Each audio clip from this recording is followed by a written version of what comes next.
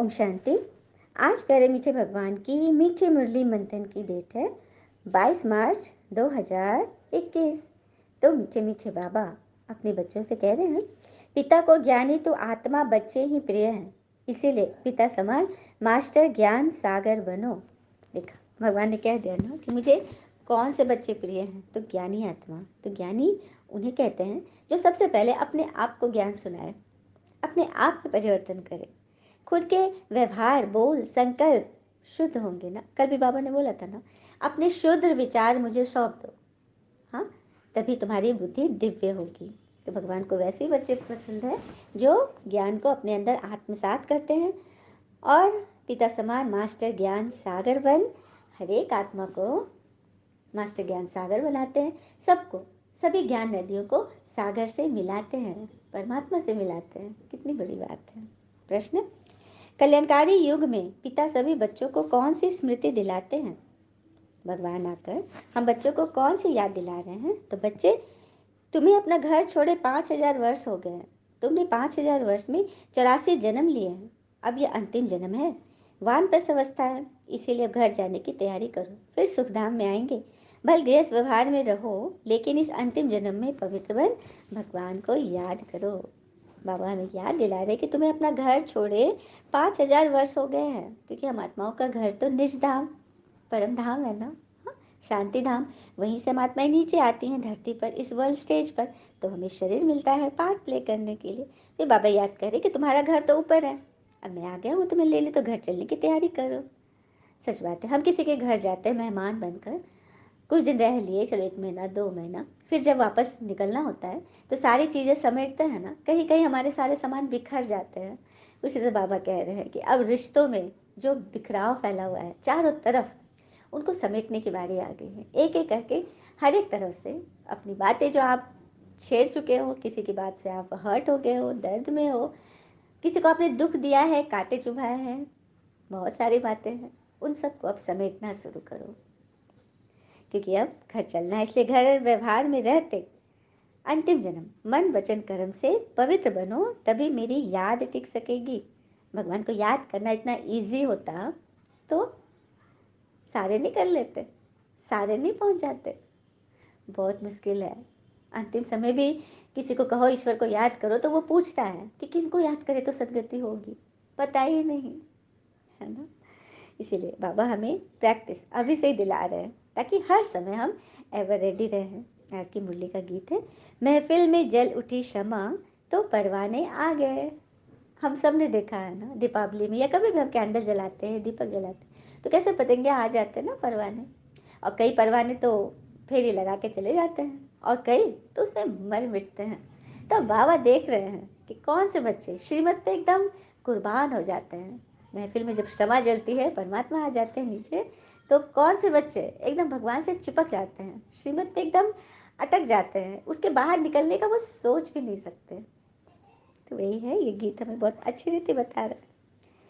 फिर बाबा कह रहे हैं, ओम शांति। बच्चों ने यह समझा है कि भगवान एक है, गॉड इज वन, सभी आत्माओं का पिता एक है, उनको परम पिता परमात्मा कहते हैं। भगवान कह रहे हैं कि मैं सबका पिता हूँ और मैं एक हूँ, इसीलिए तो जितने भी धर्म पिता लोग आए, सब ने उंगली एक दिखाया और ऊपर दिखाया, क्योंकि भगवान एक है और ऊपर है। फिर बाबा बोल रहे हैं कि अब जगत का गुरु तो एक ही मैं हूँ ना, सारे जगत को पावन बनाने वाला एक परमात्मा, सारी दुनिया को लिबरेट करता हूँ, दुख से छुड़ाता हूँ, तभी तो मेरे लिए तुम दुख हरता सुख करता गाते हो। मनुष्य को यह नहीं कहा जा सकता है, किसी मनुष्य किसी गुरु को नहीं कह सकते ना आप दुख हरता सुख करता हो, नहीं। इसे परमात्मा के लिए गायन है, जो कि तुम बच्चे समझते हो कि कैसे भगवान हमारे दुख हरते हैं, सुख देते हैं। तो ये संगम का ही समय है, जब भगवान आकर हमारे अंदर की सारी कमी कमजोरियों को एक एक करके निकाल रहे हैं, बैठ निकाल रहे हैं, और सुख से भर रहे हैं। मन में जब सुख होगा, हर एक आत्मा के प्रति शुभावना होगी, तो हम सुखी रहेंगे। पावन दुनिया में यथा महाराजा महारानी तथा प्रजा, मतलब जैसे महाराजा महारानी सुखी हैं तो प्रजा भी सुखी रहेगी, लेकिन बस पद का अंतर होगा, पद तो कम होगा ना। फिर भक्ति मार्ग में तुम पुजारी बन जाते हो।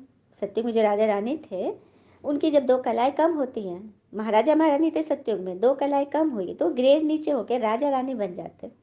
तो ये सब बातें काफ़ी डिटेल की हैं, जो कि कोर्स में समझाया जाता है। ब्रह्मा कुमारी सेंटर पे कोर्स में 3-4 दिन का पाठ पढ़ाया जाता है, जिसमें भक्ति की सारी बातें जो मन में फंसी है ना, कि भगवान इसी संस्था में क्यों आते हैं, 84 जन्म का क्या हिसाब है, क्योंकि शास्त्रों में तो 84 लाख योनियाँ कह दी गई।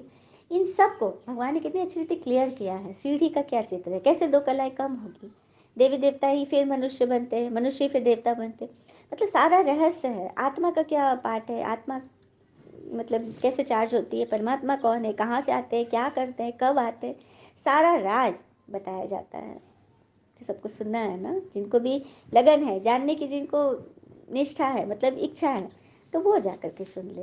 हाँ, उसके बाद ये मंथन सुनने का तो फिर आनंद ही कुछ और होगा। फिर आगे बाबा बोल रहे, मैं तो एवर पावन हूँ, मुझे अपना शरीर नहीं है, शरीर का आधार मुझे लेना पड़ता है। हाँ, मेरे शरीर का नाम शिव है, मेरा भी नाम है ना, नाम तो हर एक का होता है ना। इसीलिए बाबा कह रहे मेरा असल नाम शिव है। शिव माना जिसका कोई शव न हो, और शिव जब शिवा बन गई तो वो बन गई शिव की शक्तियाँ। शिव के साथ ही शिवा समाई हुई हैं। आप सब बच्चे भगवान की शक्तियाँ हो। फिर आगे बाबा बोल रहे हैं, कोई को हनुमान का, गणेश का साक्षात्कार कराता हूँ, उनकी बस वो भावना पूरी करता हूँ, यह भी ड्रामा में नूंद है। मनुष्य भी समझते हैं भगवान सब में है, इसीलिए सर्वव्यापी कह देते हैं। भक्तमाला भी है, मेल्स में नारद शिरोमणि गाया जाता है, फीमेल में मीरा। भक्तमाला अलग है, रुद्रमाला अलग है। रुद्रमाला मतलब इस संगम पे जो परमात्मा से पढ़कर जो आगे बढ़ते हैं ना, बनते हैं, आगे पहुँचते हैं, वो रुद्रमाला में आते हैं। और भक्तमाला जो भक्ति करते हैं, नाम जपते हैं, उनकी माला अलग होती है, और ज्ञान की माला अलग है। रुद्रमाला ज्ञान से जब आगे बढ़ते हैं, ज्ञान की प्रालब्ध में हम रुद्रमाला में आते हैं, है ना, भगवान के गले का हार बनते हैं। जब ज्ञान में आगे बढ़ते, ज्ञान में हम ऊंचे पद पाते हैं। फिर बाबा बोल रहे हैं, और ऊपर में फूल, फिर मेरू, मेरू माना भगवान शिव बाबा है ज्वाइंट, और बगल के 2 दाने हैं लक्ष्मी नारायण, मतलब ब्रह्मा बाबा और मम्मा। तो ये रहस्य है माला जपने का। फिर बाबा बोले, ज्ञानी तो आत्मा है, तो उनकी पूजा होती है, अंगूठी बनाकर पहनते हैं, क्योंकि ये भारत को स्वर्ग बनाते हैं। बस देवी देवताओं की अंगूठी बनाकर पहनते हैं ना, कि इन्होंने भारत को स्वर्ग बनाया था इसीलिए पहनते हैं। लेकिन कैसे बनाया था यह राज नहीं मालूम है, तो ये सब कुछ कोर्स में बताया जाएगा। फिर बाबा बोल रहे आगे, मैं तुम्हें सुखधाम का मालिक बनाने, मनुष्य देवता बनाने वाला पुरुषार्थ करवा रहा हूँ। तुम्हारा है यह संगम युग। बाबा कहते मैं कल्प के संगम युग पर आता हूँ, युगे युगे नहीं आता हूँ।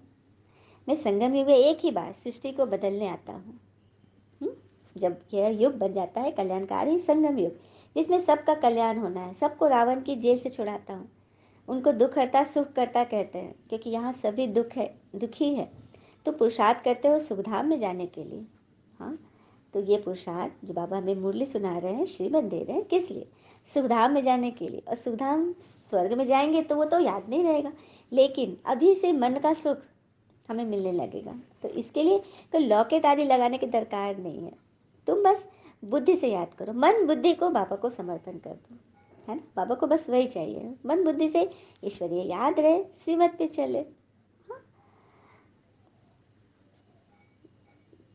अभी तो कितनी आत्माएं हैं, बाबा आते हैं सबका गाइड बन सबको ले जाने। अच्छा, मीठे मीठे बच्चों प्रति भगवान की नमस्ते। हम बच्चों की भी प्यारे शिव पिता को नमस्ते।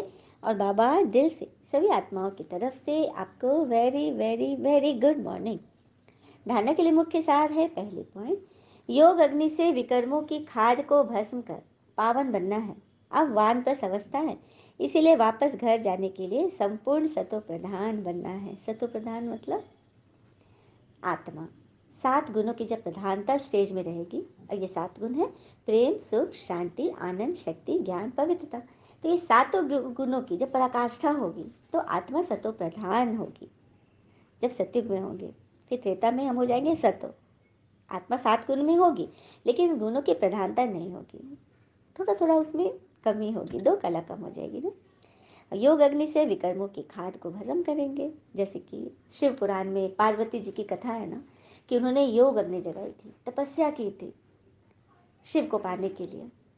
तो एक बार वो नदी किनारे से तपस्या कर रही थी, तो उन्होंने देखा कि एक छोटा बच्चा जो नदी किनारे खेल रहा था, अचानक एक मगरमच्छ आया और उस बच्चे को पकड़ने लगा। पार्वती जी दौड़ी दौड़ी गई, मगरमच्छ से पूरा विनती की कि छोड़ दो इसको, लेकिन वो नहीं छोड़ रहा था। उसने बोला कि मुझे ब्रह्मा ने मेरे लिए ये भोजन दिया है, सृष्टि का ये नियम है, मुझे भोजन मिलता है और यही सब मेरा भोजन है, मैं इसे नहीं छोड़ूंगा। पार्वती जी कितनी मन्नतें की लेकिन वो नहीं छोड़ा। तो पार्वती जी ने बोला कि यदि मैं तुम्हें कुछ गिफ्ट दूँ तो क्या तुम इसे छोड़ दोगे? तो मगरमच्छ ने बोला कि तो क्या दे सकती हैं आप? तो मैं अपने पूरे तप का फल तुम्हें दे दूंगी, अभी 1 सेकंड में दे दूंगी। मगरमच्छ बोला कि ये कैसे आप देंगे, आप नहीं दे सकती हैं। पार्वती जी ने बोला कि तुम ऐसे क्यों कह रहे हो, मैं अभी देती हूँ। और फिर उन्होंने तप के बल से सारा पुरुषार्थ का बल फल उस मगरमच्छ को दे दिया और मगरमच्छ ने मुंह खोल दिया, वो बच्चा बाहर निकला। पार्वती जी ने उस बच्चे को, करुणामयी माँ पार्वती, उसकी माँ को सौंप आई। और जैसे उन्होंने सौंपा, वापस मुड़ी तो देखा कि शिव शंकर जी खड़े हैं। शंकर जी बड़े खुश हैं। बोले अरे प्रभु आप? बोला हाँ, मैं तुम्हारे तप से प्रसन्न हूँ, क्योंकि तुमने जो तप का फल मगरमच्छ को दिया वो समझो कि मुझे ही मिला है, और मैं तुम्हारी साधना से, तुम्हारी मतलब तुम्हारी अच्छाई से प्रेरित हूँ, बहुत खुश हूँ। और फिर शिव ने उनको अर्धांगिनी बनाया। तो देखा, बाबा ने बोला ना कि मैं ज्ञानी आत्मा से खुश हूँ। और ज्ञानी वही होता है जो दूसरे का भला करे, सबके लिए सोचे, सिर्फ अपना परिवार, अपने बच्चे तक ही नहीं, पूरा विश्व एक परिवार है। दूसरी पर इस कलंकारी युग में पिता समान दुख हरता सुख करता बनना है, जैसे पार्वती जी बनी थी। तो हम सभी तो पार्वतियाँ हैं जिसे शिव कथा सुना रहे, अमर कथा, अमर लोक चलने के लिए। वरदान। साधारणता को समाप्त कर महानता का अनुभव करने वाले श्रेष्ठ पुरुषार्थी भव। साधारणता को समाप्त कर महानता का अनुभव करने वाले श्रेष्ठ पुरुषार्थी भव। जो बच्चे श्रेष्ठ पुरुषार्थी हैं उनका हर संकल्प महान होगा, क्योंकि उनके हर संकल्प श्वास में स्वतः पिता की याद होगी। जैसे भक्ति में कहते हैं, अनहद शब्द सुनाई दे, अजपा जाप चलता रहे, ऐसा पुरुषार्थ निरंतर हो, इसको कहा जाता है श्रेष्ठ पुरुषार्थ। कहते हैं ना, कितना पाठ लोग कराते हैं, अखंड पाठ, अखंड दीप जलाते हैं ना भक्ति में, बुझना नहीं चाहिए, मंत्र रुकना नहीं चाहिए। तो यही बाबा कह रहे कि आपका भी पुरुषार्थ निरंतर चलता रहे, इसी को कहते हैं श्रेष्ठ पुरुषार्थ। याद नहीं करना, मेहनत नहीं करनी, बल्कि स्वतः याद आता रहे, तब साधारणता खत्म होती जाएगी और महानता आती जाएगी। यही है आगे बढ़ने की निशानी। स्लोगन। मनन शक्ति द्वारा सागर के तले में जाने वाले ही रत्नों के अधिकारी बनते हैं। अब सागर के किनारे गए और हमें रत्न चाहिए, तो सिर्फ ऊपर ऊपर से बहकर निकल आएंगे तो कुछ नहीं मिलेगा।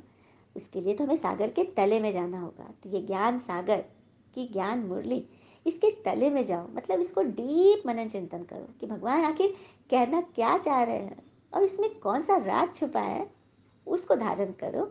तो भगवान ऐसे ज्ञानी बच्चों से बहुत बहुत बहुत खुश होते हैं। अच्छा, ओम शांति। शुक्र है मीठे बाबा, वो बाबा के प्यारे प्यारे बच्चे। थैंक यू बाबा। All is well always. ओम शांति।